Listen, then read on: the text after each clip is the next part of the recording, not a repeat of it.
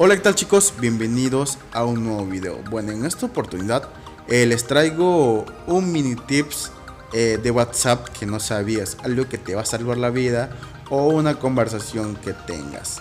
Bueno, ha pasado que nosotros cuando estamos en WhatsApp conversando con alguien, bueno, entonces queremos enviar un mensaje de voz.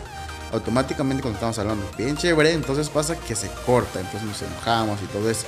Entonces, pero esta parte te traigo un tip de cómo hacer esto que no pase. Simplemente le damos en adjuntar, lo que está al costadito de la cámara, no se muestra mucho porque no es transparente. Le damos ahí y nos va a salir la opción, lo siguiente, algunas opciones de cómo enviar. Por ejemplo, aquí audio, le damos ahí y entonces seleccionamos grabar con WhatsApp. Entonces automáticamente nos damos ahí y nos va a salir la siguiente opción.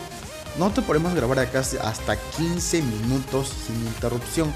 Le damos a grabar y luego le damos a detener y luego posteriormente a enviar. Entonces no vas a tener problemas en grabar tus audios con este tips que te estoy dando. Así que bueno chicos, eso sería todo para no tener problemas en enviar tus audios y tus conversaciones muy interesantes no se pierdan.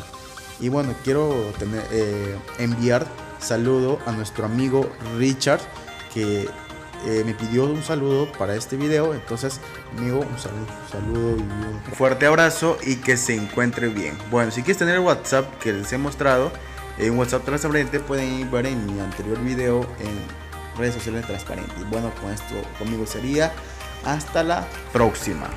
Chicos, no se olviden de suscribirse y activar la campanita y sería todo.